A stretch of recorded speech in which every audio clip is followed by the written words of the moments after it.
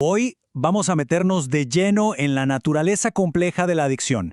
Basándonos en la obra, Cuando no podemos parar, vamos a explorar qué es realmente una adicción, las muchas caras que puede tener y, sobre todo, ese ciclo que parece atrapar a tantas personas. Para empezar, lancemos una pregunta al aire. ¿Pueden tener en común cosas como el trabajo, la comida o las relaciones personales? A simple vista parecen ser partes totalmente normales de la vida, ¿no? Incluso necesarias. Pero hay un hilo invisible que puede unirlas de una forma bastante destructiva. Y aquí está la respuesta. Todas esas cosas pueden convertirse en adicciones. Y esto es importantísimo porque rompe con el estereotipo que muchos tenemos en la cabeza. La adicción no es solo un tema de sustancias, puede estar escondida en las actividades más comunes de nuestro día a día. Para entender de verdad qué es lo que define una adicción, hay que ir más allá de la idea de un simple mal hábito. La verdad es que se trata de algo mucho más profundo, una dependencia que nos esclaviza. La definición se centra en dos palabras que son clave: esclavizante y destructiva. ¿Qué significa esto? Pues que una adicción no solo causa un daño real, que va a más, sino que literalmente le quita a la persona su libertad de elección. Esta idea queda clarísima con la definición del diccionario, que habla de un estado de esclavitud y subraya el trauma severo que provoca dejarlo. Ojo, no habla de una simple molestia o de sentirse mal un rato, no, habla de un dolor profundo, tanto en el cuerpo como en la mente. Y este es un punto fundamental. Aunque pueda haber una parte física, es un error pensar que la adicción es solo un problema del cuerpo. Sus raíces suelen ser mucho más profundas y están conectadas con decisiones, con valores e incluso con necesidades espirituales no satisfechas. Muy bien, avancemos un poco para ver cómo se manifiesta todo esto en la vida real. Porque la adicción, como dijimos, tiene muchas caras. Algunas son muy obvias, pero otras no tanto. Aquí tenemos una lista de las conductas adictivas más comunes, desde las químicas, como las drogas o el alcohol, hasta las que son de comportamiento, como la adicción al trabajo o a las relaciones. Fíjense que hasta la comida, algo que necesitamos para vivir, puede volverse un ciclo destructivo, ya sea por comer de más o por dejar de comer. Para darnos una idea de la escala del problema, este gráfico muestra datos de una encuesta de 1996 en Estados Unidos. Como ven, el alcohol y el tabaco eran las sustancias más comunes.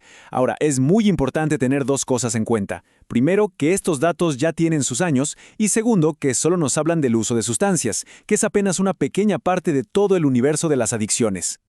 Entonces, ¿cómo se puede identificar si un hábito se ha convertido en una dependencia destructiva? Bueno, pasemos a la siguiente sección que nos va a describir 5 señales de alerta que son clave. Aquí están. Y la clave es que no se trata de la presencia de una sola, sino de la combinación de ellas, del patrón que forman juntas. Empieza con la obsesión mental, luego la necesidad de aumentar la dosis para sentir lo mismo. Después viene la negación, el ocultar el hábito. Y finalmente, las consecuencias negativas, evidentes, y ese dolor intenso al intentar parar, todo eso junto confirma que el ciclo está en marcha. Ya vimos el qué. Ahora vamos a meternos en el por qué. ¿Qué es lo que motiva a una persona a seguir en un patrón que le hace tanto daño? Esta es la pregunta del millón, ¿no? Si las consecuencias son tan malas, ¿por qué seguir? La respuesta es que, desde adentro, la adicción no se ve como un simple capricho. Se siente como algo absolutamente necesario para poder sobrevivir el día a día. Principalmente, hay dos grandes motivaciones. La primera es la búsqueda de alivio, una forma de anestesiar el dolor, la culpa o un vacío interior. La segunda es la búsqueda de poder, o sea, la ilusión de tener el control en un mundo que se siente caótico. En el fondo, la adicción se percibe como una especie de bote salvavidas que promete seguridad en medio de la tormenta. Y aquí viene la parte más retorcida y paradójica de todo esto. Al principio, lo que engancha es el placer, pero con el tiempo, la misma vergüenza que produce la adicción se convierte en una forma extraña de alivio. ¿Cómo es posible? Porque la vergüenza aísla, y ese aislamiento va insensibilizando el corazón, lo va debilitando, hasta que ya no siente el dolor profundo, pero tampoco siente el deseo de conectar con otros. Es un alivio que, poco a poco, va matando el alma. Esta cita lo resume de una forma brillante. Esa sensación de estar atrapado. Existe el deseo real de parar, pero la adicción ya tomó el control. Se siente como una necesidad vital para poder seguir adelante, aunque esté destruyendo todo a su paso. Y esto nos lleva directamente a nuestra sección final. Ahora vamos a visualizar cómo funciona exactamente este mecanismo, esta trampa, el ciclo adictivo. El ciclo empieza a girar justo cuando el placer del principio, empieza a desaparecer. Lo que queda, y lo que crece con cada repetición, es un sentimiento constante de vergüenza y culpa, además del miedo a que alguien se dé cuenta. Tarde o temprano, se toma la decisión de parar. La conducta se detiene, sí, pero ahí es donde aparece el verdadero problema. Nada ocupa su lugar. Y esto crea un vacío enorme, una conciencia súper aguda y dolorosa de la soledad y de todos los problemas que el hábito estaba tapando. Y ese vacío, ese vacío se vuelve insoportable muy rápido. La desilusión, la desesperación, se apoderan de todo y generan una demanda interna, casi un grito, que exige alivio ya, a cualquier precio. El dolor es demasiado grande para aguantarlo a secas.